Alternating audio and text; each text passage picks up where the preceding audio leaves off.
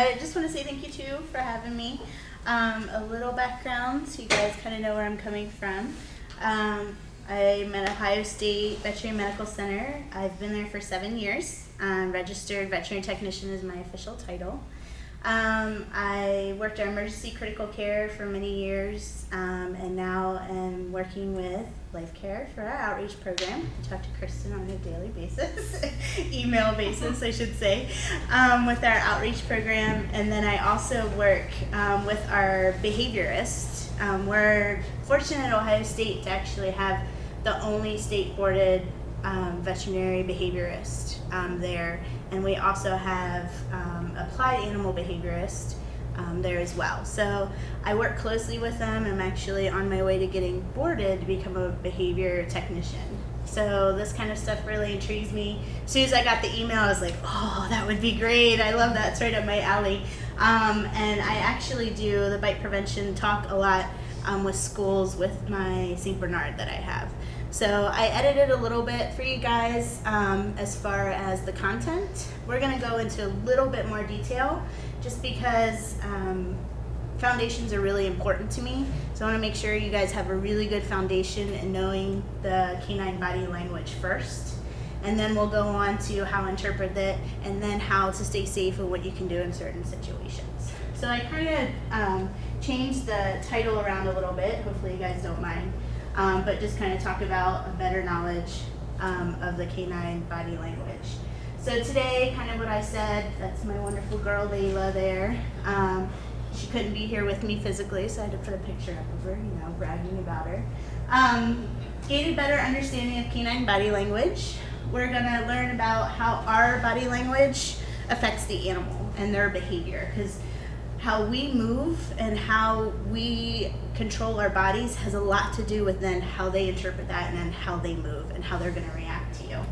We're going to learn how to approach a dog, learn how to approach a house, especially if you're delivering meals or you're going to see someone, and then different ways to keep yourself safe, different scenarios, and then what you can do in those scenarios. So the first thing we're going to talk about is canine body language. And the first half is actually the lecture that Dr. Henne and Tracy Schreier, our behaviorist, put together, and we actually give this to our students as well. So you guys are getting advanced stuff here. So there's 3 different categories that we put dogs into. We have red, yellow, green. I actually should start beginning. Green, yellow, red. It kind of goes, we think of a stoplight. So green, you go. That dog is usually really relaxed. That's the kind of happy-go-lucky dog you shouldn't have any problems with. And then these are signs of a relaxed dog. So this is a green dog, we would call it at Ohio State. So you want to look at everything, the whole dog and the whole picture, not just one particular thing. So the whole body of the dog should be nice and relaxed. So you shouldn't walk in the house or walk in the room right away and they stiffen up. I don't know if you guys have ever seen that, or they call it freezing. At a veterinarian practice, the dog will just freeze and just stand there and just act like they just can't move and their feet are glued to the floor. These dogs don't do that. These are, I illustrate a Labrador. One of those happy-go-lucky, floppy Labradors that is so happy and just runs right up to you. Very relaxed body language.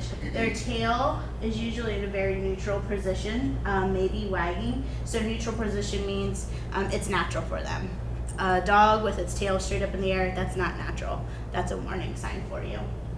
The ears are usually really relaxed, straightforward. They're not glued to the top of their head or glued down to their head where you don't even realize they even have ears, because some dogs can and will do that. Their mouth appears really soft. So they're either don't have really tight-lipped. Obviously, they're not growling or snarling.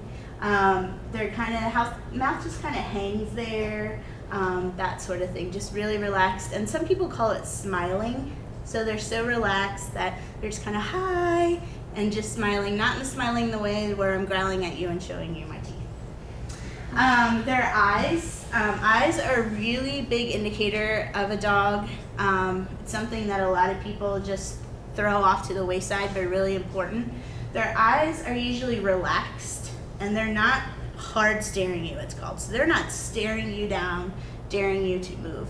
They're like, hey, how are you? really relaxed, really laid back, happy-go-lucky. So this is the kind of dog that you could safely approach, that if we were showing these kind of body signs, we could probably very likely go into a home and not be worried about this dog nipping at our heels or jumping up and grabbing us at all.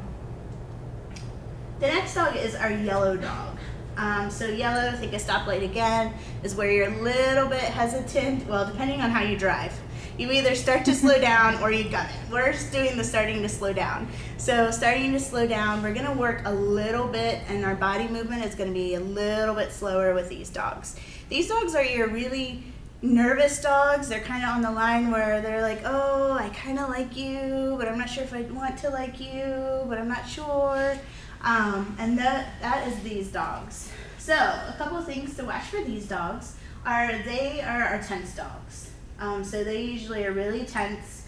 Their weight is usually always shifted backwards. So these are the dogs that are trying to run away from you. These are not the dogs that are going to be coming after you. These are the dogs when you walk into a home, they run away, they duck underneath a couch, or they run to a corner, or they run in a room and hide. These are yellow dogs. They have piloerection, which means they have their hackles are up. They may have their hackles up. Their ears are usually pulled back against their head. Their mouth is usually pulled back, or they can be very clenched jaw, or you can have growling and snarling with a yellow dog as well if you push them too far. Their eyes, with their pupils, they're usually really dilated. As you can see from our Labrador right there, he's also doing what's called whale eye. So when you see the whites of their eyes, that's called whale eye. So that means they're darting around the room, not making any contact with you. These are the dogs that are like, if I don't acknowledge you, then you don't exist, so please stay away from me because I'm really scared. Those are these kind of dogs. These dogs you have to be very careful around because like I said earlier, they could easily be pushed into our red, which is our most aggressive body language dog. So these dogs you want to go really nice and slow with. I don't usually acknowledge them at all. When we go into a homes for the outreach program, if I have a dog that's acting like this right away in the house and I have to actually touch the dog and do mean things to it, like shots and blood, unfortunately you guys don't have to do that. But I usually actually sit on the couch or sit on the floor and completely ignore the dog and talk to the owner for a while, get a good history.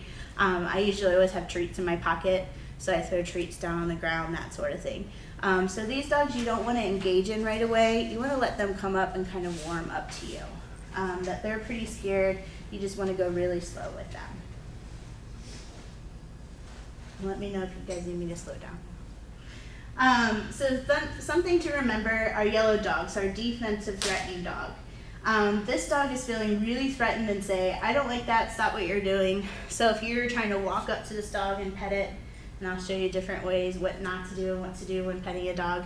If he's backing up like this, having that whale eye, that darting eye, he's saying, please leave me alone, don't try to touch me. I don't want to be your friend right now. This dog at all costs is trying to avoid a fight. So these are our flighters. These are, I don't know if any of you have pets at all, or have been to a veterinary clinic where you have those dogs that literally the owners have to like drag into the exam room, that they're just trying to run away. Those dogs are scared of that room and they're like, get me the heck out of here. That's what these dogs are doing. They're running away. They don't want to engage you at all. If you keep pushing this dog, so if you keep trying to pet it or keep trying to engage it or keep trying to touch it, or the client says, hey, can you grab his collar or grab his leash or something like that that's attached to the dog, you can easily, like I said earlier, push them into, I'm so afraid now I'm gonna do something else that I really don't wanna do, which is our red dog. So it's our offensive threatening dog. So this is our red dog. So think of the stoplight again. This is where you wanna stop. So this kind of dog, if you see it, interact with it, you need to stop what you're doing. You need to not get out of the truck, not go into that home, call the owner, have them put the dog somewhere if you can or if they can, or come back later at a certain point. These dogs are the type of dogs that will aggress and will keep coming after you. So these are red dogs. So their potty posture is the really, really stiff guys. And with them, they're not cowering, leaning back, trying to get away from you. They're usually forward, and they're usually going, bring it on, because I will bring it. They mean business. Their tail is usually straight up in the air. We actually call it unicorn tail, because if you look at a dog straight on, it looks like it's popping out the top of their head like they're a little unicorn. This dog can be really confusing, and a wagging tail does not always mean that I'm a nice dog. And a lot of people get that confused. They're like, oh, well, he's cowering in a corner, rolling over his belly, but still wagging his tail. He still wants me to really pet him. I'm gonna pet him. And bam, it happens. That happens to children a lot. That does not mean that I'm happy to see you. That can be a way, just very stressed kind of. Some dogs do it when they're really stressed, kind of like how people will pace or dig at your nails, that sort of thing. It's just they don't want to be around you. They're really scared. They're wagging their tail. Their body posture is down. Do not just see the wagging tail and say, oh, I'm going to interact with that dog. Their piloerection, so their hair is usually all the way up in the back, all down their back. I don't know if you guys have ever seen that. Cats get really fluff. Dogs get the piloerection all the way down their back. Their ears are usually erect and forward. So I know I used the lab in the first one, and I'm using a Labrador as an example in the second one. See how forward his ears are? His tail is, you can see it kind of looks like a unicorn in the back.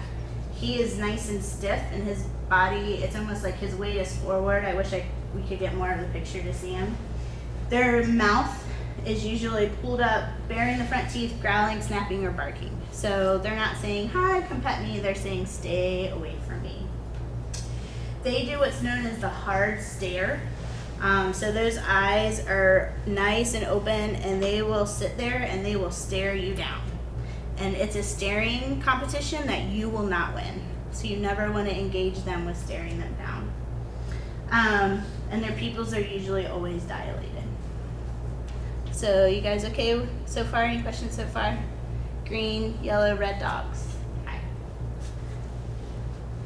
So the offensive threatening dog, or the red dog, this dog means business. It is going to and willing to aggress, and it's not going to avoid it any longer if a perceived threat continues. So if this dog is behind the fence barking at you, barking at you, barking at you, its body posture is really stiff, tail might be up, might be growling. If you keep walking to it, even though you have a really sweet voice and you mean really innocent and you don't mean anything by it and you want to make friends with him, he's not going to make friends with you. He's going to bite you.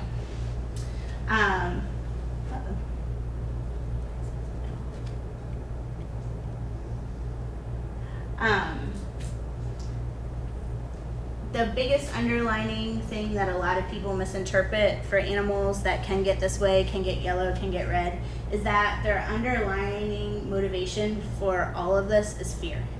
It's fear aggression. We like to say there's no really bad dog. It's just that they're really scared. And different dogs react differently to how they're scared. Same way with people. You might be one of those people that somebody walks up to you, scares you, and you scream and run. Or you might be one of those persons that just shakes right away and be like, what the heck are you doing? Or you might be the type of person that hides underneath your chair. Or you might be the person that, I don't know if you guys go to any like Halloween things, but they say, people will touch you, don't punch them in the face. You might be one of those people that if something scares you, you then punch them. The same way with dogs. They all respond differently to different fearful situations. You have your green dog that's usually great, can handle anything you throw at it, and then you have your red dog that just can't do it. They just break down and they leash out. All right. So I have a really fun short video to show you that kind of sums all that together. Hopefully it will play. I don't see my cursor. Not that.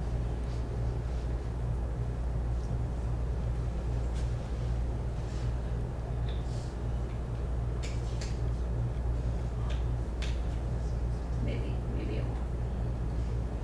Well, that's kind of sad.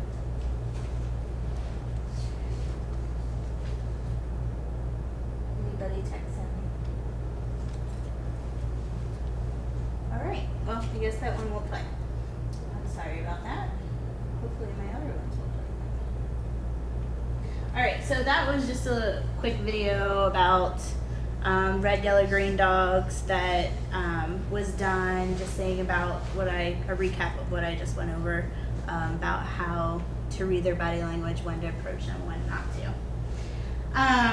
So we get this a lot at Ohio State, that we have dogs come in that say, oh, they attacked me for no reason. Oh, they attacked me for no reason. I don't know why this dog tried to bite me. And this is the part we're going to get into how our body language affects the dog's behavior. We always say, it's very odd that a dog would just target you out of nowhere, all of a sudden attack you, and then run away. There has to be something else going on in that situation, or something else that might have triggered that dog to do that and might have been redirected towards you, but something else was gone. So let's hope that this one plays. No.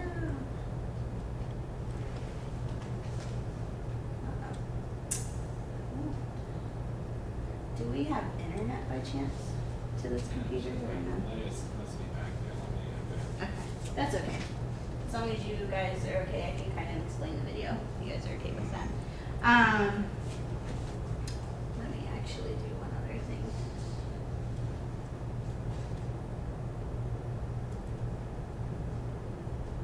Nope.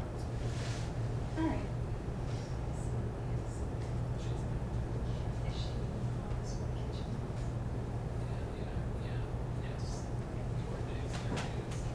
All right, so what this video was just about, and I can send it out, so email it to you so that way you guys can see it if you want.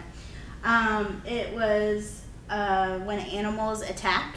I don't know if you guys have ever heard of that TV show where they do like 1, 2, and 3 and show these different situations. This was a police officer with his police dog that was doing an interview for a TV camera, and as you can kind of see, it's kind of faded.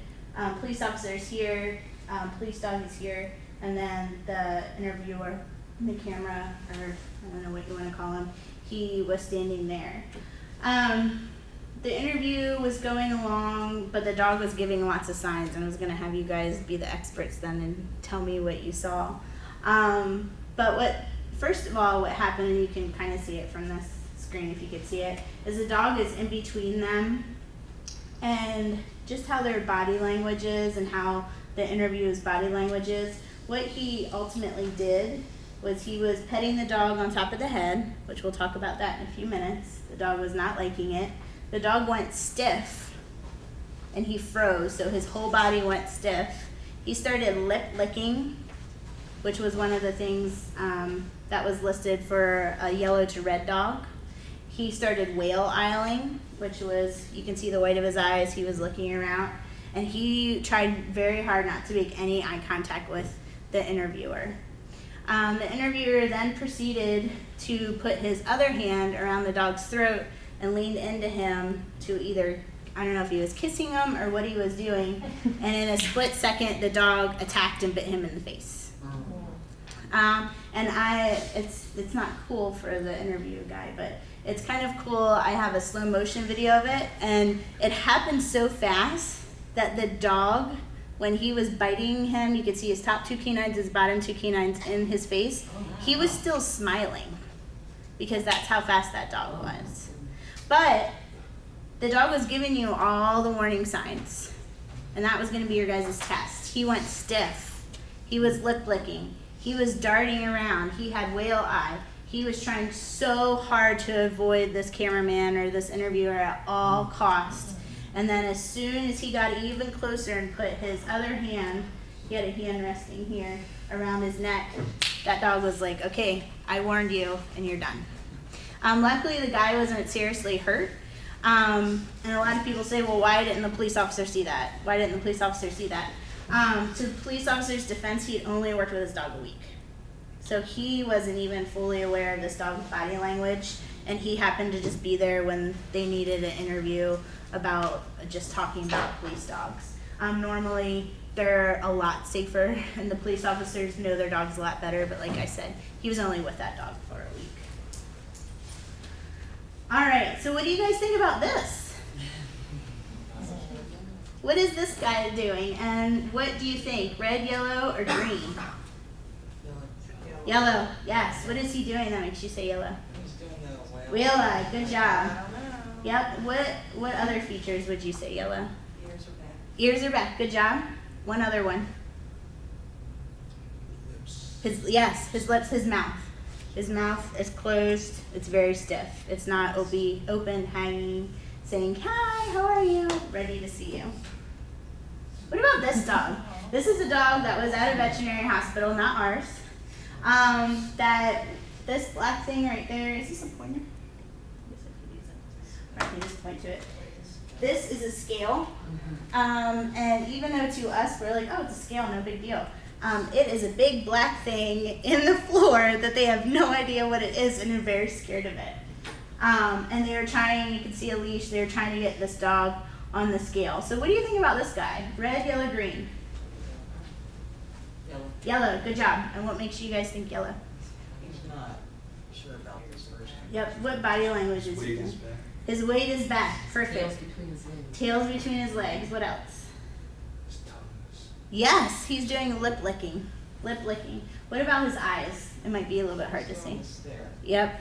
So he's kind of, in this one we caught him as he was looking away, but he was doing this a lot when he was trying not to avoid at any cost to get on that deep black thing that he had no idea what it was, that he would fall to oblivion. So this is a tricky one. What do you guys think about this one? Red, yellow, green. He's staring.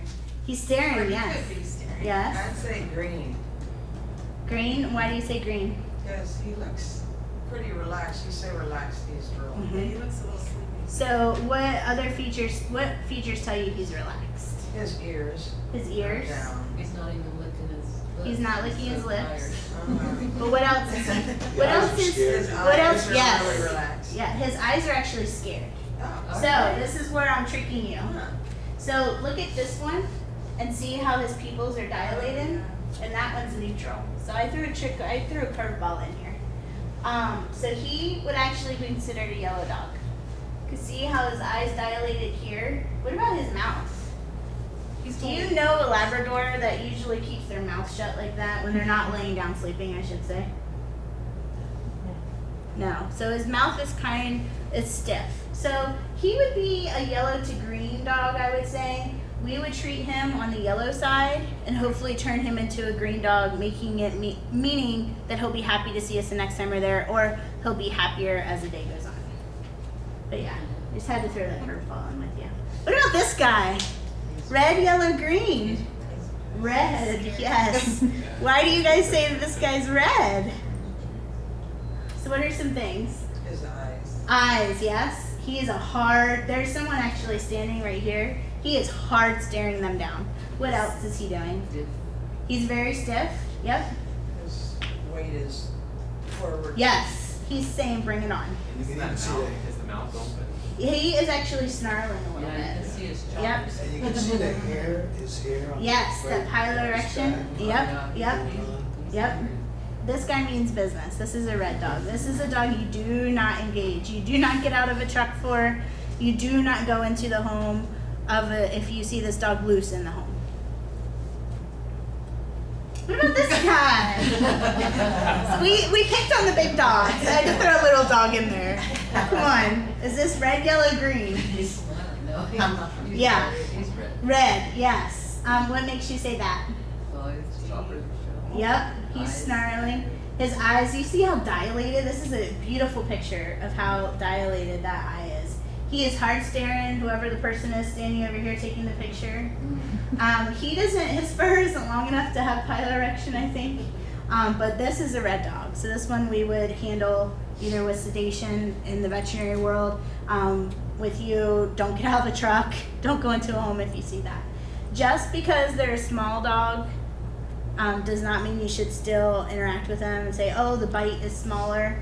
A bite is a bite is a bite, whether it's a small dog, large dog. Small dogs, I kind of joke that they'll kill you slowly with infection.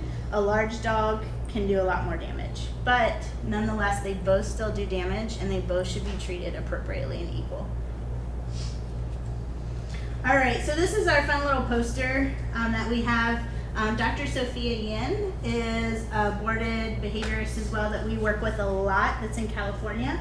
And this is just something really fun, simple that she put together that kind of shows you some signs of fear and anxiety and how you should approach or we'll talk about approaching later. So at the top you can see there's some slight cowering there as well. And she did those mean monster feet on purpose. So when dogs see you, they don't always see a human face, human hands, human eyes, human mouth, human teeth, that sort of thing. I actually have a video that we can post later, but they see a big scary person. They see almost what I like to say as a monster. And if you imagine somebody dressed up as a monster or a monster approaching you and you keep approaching that person, you're going to get scared. And that's how they interpret it. What we're trying to do is to get them in a relaxed state and calm them down to show them we're not a big scary monster. We're an okay person. We're a nice monster. So here's some signs that you can see that will show you some fear and anxiety. So lip licking, you guys are pros at that now. Panting can be one of them, excessive panting. So if it's in the dead of winter, like 20 degrees outside, and the dog is inside the house as you're trying to come in and it's panting, that's a stress sign. That's saying, I'm stressed, I'm really nervous that you're here. Furrowed brow, ears to the side, moving really slow. Yawning is a big one, where they're not supposed to be sleepy, but they're doing a lot of yawning. They're hypervigilant, meaning they're just darting around the room, trying to avoid you at all costs. They won't eat, or they'll run away from you, or they'll pace. So with those type of dogs, you really have to watch your body language and how you interact with them. So as humans, our body language is very direct. So we are taught that. We are taught to be a direct approach. It's normal. I'm going to pick on you. It's normal. Hi, I'm Jennifer Henne. How are you doing today? Now, that is a normal introduction for a human being, correct? Yeah, it's very eyes direct on. I looked at Will right in the face. I looked him in the eye. I shook his hand. That is very direct, close-to-close contact. As well as when we see somebody we love or see somebody, a friend that we haven't seen for a while. You jump up, you run to him, you throw your arms around him and give him a big hug. That is human direct body language. That's what we know. That's what we're used to. In our society, that's correct. That's how you're supposed to act.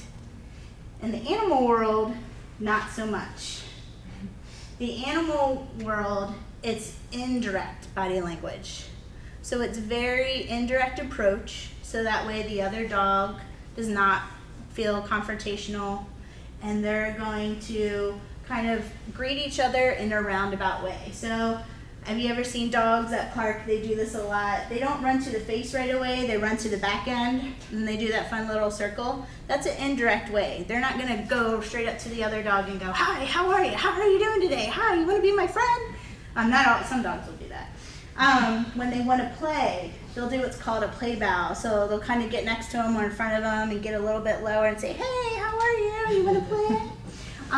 Those are normal body language. So that's normal. Those are normal approaches for a dog. As you can see down on the right hand side is a not proper approach. So those dogs are actually greeting each other face to face. You can see the one feels threatened by the other one. It can spur fear and aggression. Walking right up to a dog, tapping on top of its head, direct eye contact, they take that not so well.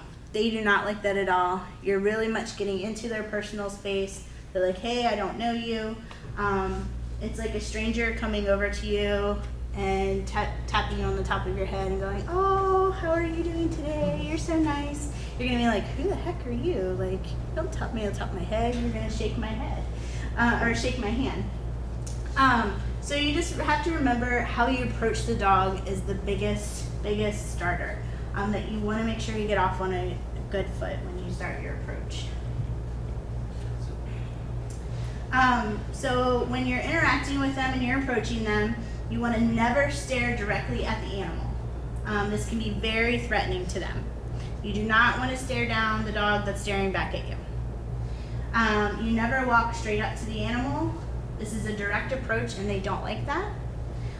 You should avoid reaching for the animal and do not pet them on the top of their head. Do not bend down over the animal. This can be very scary and threatening to them as well. And never hug a dog. Hug and kisses, dogs do not like. As you can see, there's some examples here. We have a little girl down here that's hugging the dog. What is that dog doing that you guys, since you guys are experts now? Body language, what is he doing? Just avoiding. Yes, he's avoiding that little girl at all costs. Look at him looking the other way. What about his body?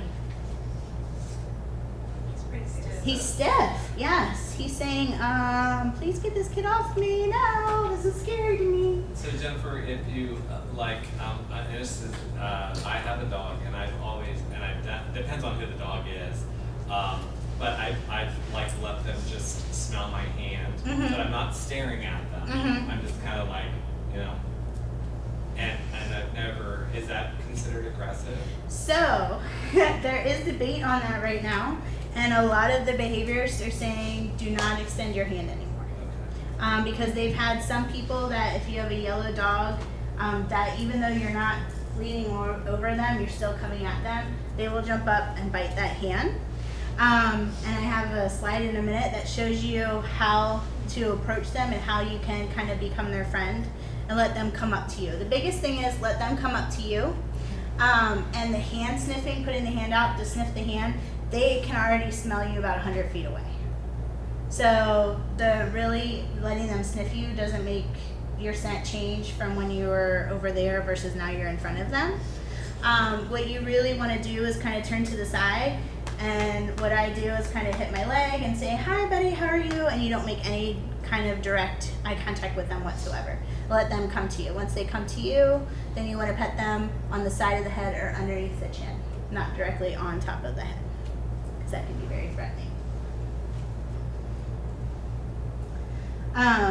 So there's usually miscommunications with human versus with a dog. We get this all the time, body language. Well, I was just bending over to give him a treat, or I was just bending over to say hello. Like this older gentleman here is with that dog. Do you think that dog is happy about that? What is he doing? Stiff. Yeah, he's stiff. Where is he looking?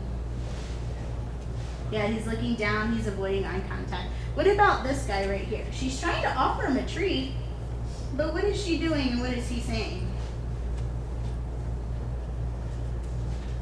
She's kind of towering over him. Yeah, she's kind of bending down and towering over him, and she's directly, this picture's hard, she's directly in front of him too. And then what is he doing? He seems kind of stiff to me. Yes, he's very stiff. And this tail right here, that's not natural for their tail to be shooting straight up in the air. He's scared. He doesn't like it. Even when they're sitting, their tail matters. Okay. Yep. So we really have to learn to use appropriate body language with him, with dogs, to help them understand that we don't intend to harm them. And it's really important with our fearful or nervous guys. So right here is the stance that you don't want to have. So this dog it's in a home, it's backed into the corner. What is it doing to that person? Would you consider that a red, yellow, green dog? Red, yeah. And what is that person doing? Yeah, sticking his hand down. He's kind of bending a little bit over the dog, and he does not like that. So correct way to approach. So we don't have our video, so what I'm going to do is demonstrate on this dog. I'm going to demonstrate, unfortunately I have to demonstrate on the floor. I'm sorry. So this is our dog here. If he'll stay, Congo stay. Congo's not going to stay. There he goes. And say we want to come over to that dog, and we want to introduce ourselves to the dog. So we do not do this. Hello, you're such a good boy. That's really scary. Notice I was really loud. I was just flailing, moving really fast, putting on top of your head. What you're gonna do And especially if you're in a situation with a dog that's like tied up, and for some reason you might have to get to that dog, you're gonna do what's called a non-threatening approach. So I'm not even gonna acknowledge or look at the dog. I'm gonna acknowledge the dog, but not look at the dog. And I'm gonna say, "Hi, Pongo. How are you doing today? You're such a good boy. You're such a good boy." And you see how my body is right now? It's to the side. And the reason why I keep my body to the side is when I turn like this to you guys, do I look larger or smaller versus this? It was small. I look smaller, right? So to them, it's the same thing. You want to appear smaller, calm, and indirect approach to them. Because if you come at someone big, you're not even going to react well to that if you had somebody running up to you like that. If I just started doing that to all you guys, you're going to be like, oh, it was this crazy girl from Ohio State. We want to come, turn our bodies to the side. We're going to come, as you notice, I kind of did an indirect approach, so I didn't come straight onto the dog. I came to the side of the dog. I was not making eye contact with the dog, and I was kind of patting the side of my leg and talking to him. And then, if we really need to touch him, what we'll do is kneel down a little bit away from the dog. So I'm not right next to the dog. My body's still turned sideways. I'm still kind of talking to him, telling him how he's a really good boy in a nice, quiet voice. We don't want to do it really loud. And then allow him to approach me. And this is what you can do at dog parks. This is what you can do in the house. This is what you do if you approach a dog that's outside, that sort of thing. Let them come to you. Once Pongo decides he likes me, it's going to come to me. You're going to want to pet him on his neck here or underneath. We don't want to do this motion because that's not a fun motion. If you had some stranger pat you on your head, you would not like that. Neither do that. But you got to think back to our society. Can I use your example again? Sure. If I want to introduce myself to Will, I go, "Hi, Will. How are you doing today? You're a really nice person. It's so nice to meet you." How would that be interpreted? That'd be rude, right? Yes, odd. That is really, really odd. Sorry, I'm going out of my little square I have. But in the dog world, that's what's acceptable. And that's what we need to do in order for that dog to feel comfortable with us. Because we really want to get them started off on the right foot. So that way they know us. They then are like, "Oh, I like that person. They're not running up in my face. They're not trying to tap me on top of my head. And they're not wanting to grab me and hug me." It really makes them a lot more comfortable with you. And then you won't have as much problem getting into homes, getting through gates, that sort of thing. So if you do have a red or yellow dog that you are having problems with, trying to get over into a house to maybe put a meal on the counter or get into the face and that into the fence and that sort of thing, there's some other things you can do to help if you're able to minimize the situation, the likelihood of you getting bit. So you can always call ahead and ask the client to put the animal in a crate or a kennel. We have a client on outreach that I know the dog well. His name is Hugo, and he is a big Prussia Canario, which is a really, really, really big dog. And he hates men, like absolutely hates men, and we have a man veterinarian, and it never ends that when he needs something, it's always the one male veterinarian that goes out with us. And what I have to do is I have to call the owner and say, "Hi, we're on our way, we're 5 minutes out. Do you mind putting him in his room?" He has a room that he stays in. And then once we get there, we take the necessary precautions that we need to take. You can put him in the kennel, in a room. If the dog is at the front of the door, growling, trying to bark at you, do not try to go in the house. That will not end well. If the client is not able to put the dog away or get to you, I don't know if there's some arrangement you can make with maybe a friend coming over to take the meal or a neighbor or something like that, or you can set it on the porch and somebody can take it into them, that sort of thing. The other thing you can do, and this works well with kind of yellow dogs that they'll let you in and they're just going to run and hide when you go in the house, is have treats with you. And this can work with some red dogs, most of the time not. But having treats in your pocket, you can throw them away from you and hopefully the animal will go at the treat, and then at that time you can kind of slip in, set the meal down, close the door, then walk away, and then the dog's happy. And what you're also doing, not only to protect yourself, but that's called counter conditioning, positive counter conditioning. The dog will then associate you with treats at all times over a certain period, and then turn into liking you.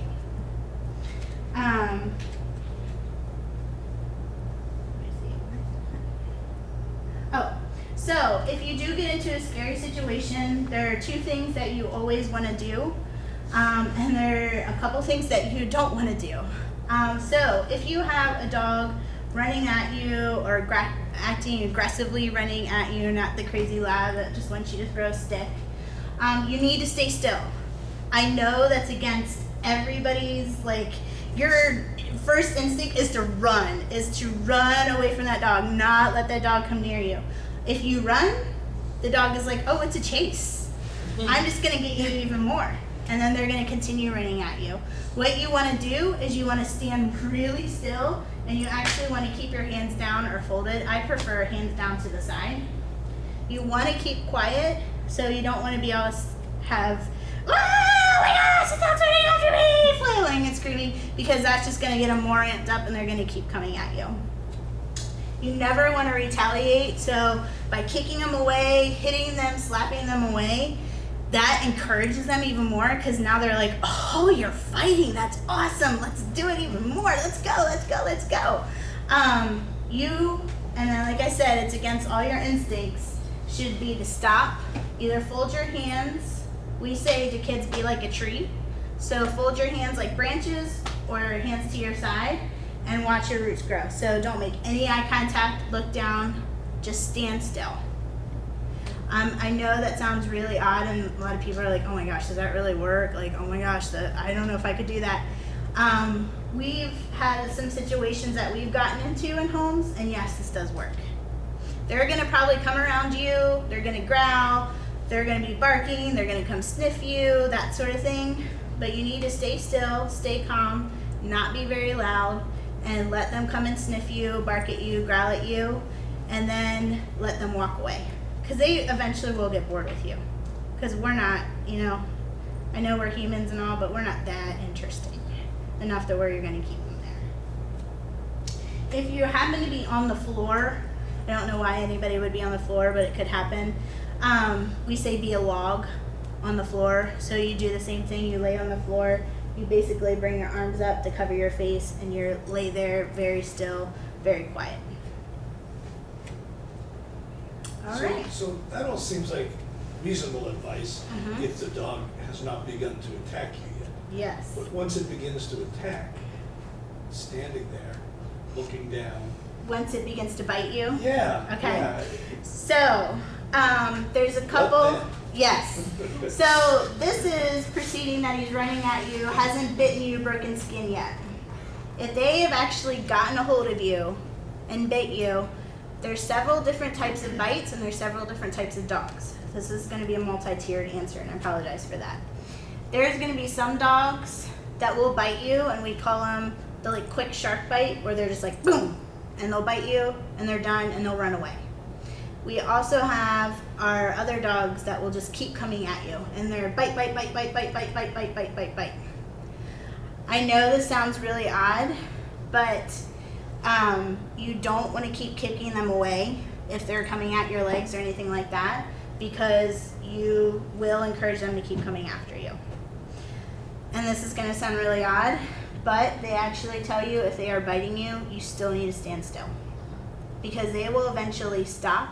The more you kick and go like this, you become a chew toy at that point. I don't know if you guys have any dogs with ropes, where they'll grab a hold of that rope and grab you and shake you. And if you guys have ever unfortunately seen one of those dog attack videos, I don't know if you've ever seen that with humans, the ones that get attacked, they actually will do that motion. They grab you and they shake you.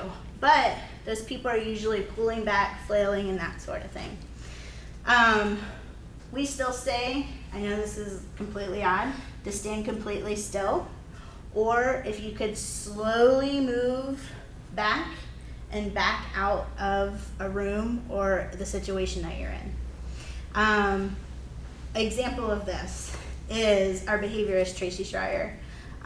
She had a red dog that we were actually doing a consult on that had gotten fired from 4 different veterinary practices because the dog had bit so many people they couldn't even keep count of. It's a red dog. She was in the room with the dog. And we have smaller exam rooms, preferably you be in a nice big room so you can get away from them. And right when she went to open the door to get out, he had done really, really well. Another dog walked by. Well, trigger for that dog is other dogs. And unfortunately, she was right at the point where the door, she couldn't get it all the way open. And it was the door where she had to come into the dog, into the room more to get open. The dog did attack her. And she had to stand there, and she did, stood really still. The dog only bit her about 3 times, which in this dog's history is not normal.